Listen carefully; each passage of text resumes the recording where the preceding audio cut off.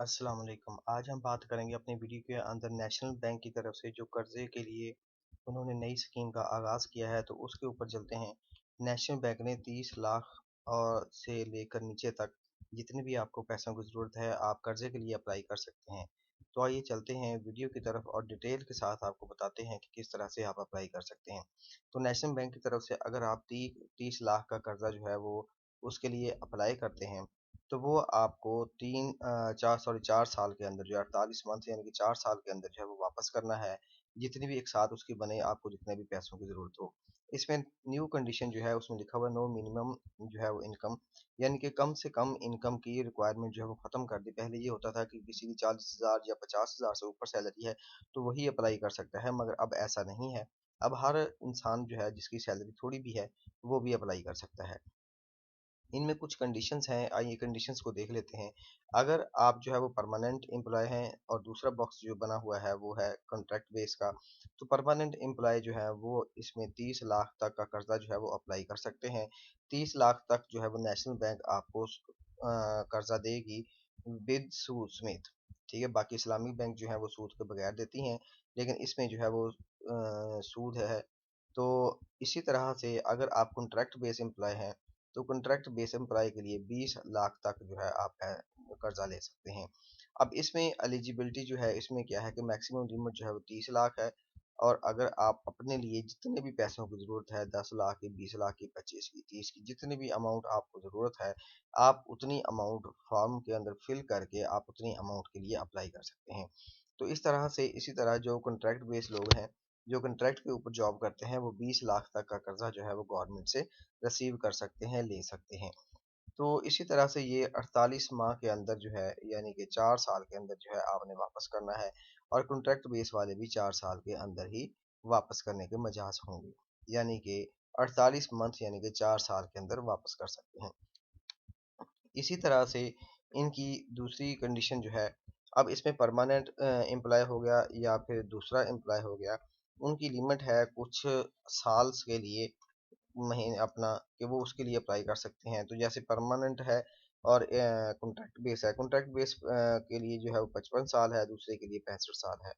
अब इसमें दोबारा से देख लें कि जो हमारे पास जो थी इसमें नो मिनिमम इनकम है, यानी कि नो मिनिमम इनकम जो है वो रिक्वायर नहीं है। जैसे कि किसी की सैलरी 10,000 है, 15,000 है, यानी कि 25,000 भी है, तो जाहिर बात है वो अपना कर्जा लेगा तो अपना सोच समझ के लेगा कि जो किस्त बनती होगी, किस्त बनाकर भी आपको दिखाएंगे वो किस तरह से वापस करेगा और कितने पैसे वापस करेगा। अब हम चलते हैं, देखते हैं कि इसके अंदर जो है वो इंस्टॉलमेंट हमारी कितनी है, ताकि आपको कंप्लीटली तौर पर अंदाज़ा हो सके कि आप जितने भी पैसे लेते हैं उसके ऊपर आपको महीने के कितने पैसे जो है आपको बैंक को वापस करने हैं। अगर आप अपने कर्जे के अंदर जो है वो 1 लाख की अमाउंट जो है वो इंटर करते हैं, कि यानी कि अगर आपको 1 लाख रुपया चाहिए और 1 लाख के ऊपर जो है वो आपको कितनी अमाउंट गवर्नमेंट को देनी पड़ेगी, तो इस चीज़ का तमाम जो अंदाज़ा है, तमाम जो रिक्वायरमेंट है वो इसके ऊपर लिखी हुई हैं। यानी कि अगर आप 3 लाख से ऊपर अगर आप लेते हैं, तो आपको 26.5% जो फिक्स अमाउंट है आपको पर ईयर के हिसाब से देनी पड़ेगी। और अगर आप जो है वो 2 लाख के अगेन सैलरी लेते हैं, तो उसके ऊपर जो है वो 28% है। अब हम जो है अब आपको इंटर करके दिखाते हैं कि किस तरह से आप इसे देख सकते हैं, कैलकुलेशन निकाल सकते हैं। तो हम यहाँ पर इंटर करते हैं 1 लाख रुपया, और उसे कैलकुलेट करते हैं 48 महीनों के हिसाब से, यानी कि 3,300 रुपया आपने पर मंथ के हिसाब से पे करना है bank of Punjab, national bank of Punjab को। अगर हम 5,000 इंटर करते हैं यहाँ पर, और 5,000 इंटर करने के बाद हम कैलकुलेट करते हैं, तो हमें 16,999 रुपए जो है पर मंथ के हिसाब से नेशनल बैंक ऑफ पंजाब को देने पड़ेंगे। अब आप खुद कैलकुलेशन करके इसे देख लें कि ये किस तरह से हो सकता है। अब नेक्स्ट चलते हैं एप्लीकेशन फॉर्म के अंदर। दो तरह के फॉर्म है, एक नॉर्मल फॉर्म है, एक पाकिस्तानी आर्मी का फॉर्म है। जो पाकिस्तानी आर्मी के लोग हैं वो अपना फॉर्म डाउनलोड करेंगे, और दूसरे जो है सिंपल पब्लिकली जो है वो अपना। तो मैंने पब्लिकली जो है वो फॉर्म डाउनलोड कर लिया है, और उसे जो है वो ओपन भी करके दिखा दिया आप लोगों को। तो इसके अंदर जो है ये तमाम कैसे फिल करना है, किस तरह से ये काम करता है, फॉर्म आपने इसको फोटोकॉपी करवाने के बाद आप इसको फिल कर सकते हैं, और अगर आप चाहें तो ऑनलाइन भी आप फिल कर सकते हैं या किसी से करवा सकते हैं। तो ये उर्दू में फॉर्म है, बहुत ही आसानी के साथ आपको समझ आ जाएगी कि कैसे-कैसे मैंने फिल करना है और फिल करने के बाद नीचे जो है वो सबमिट का बटन प्रेस कर देना है।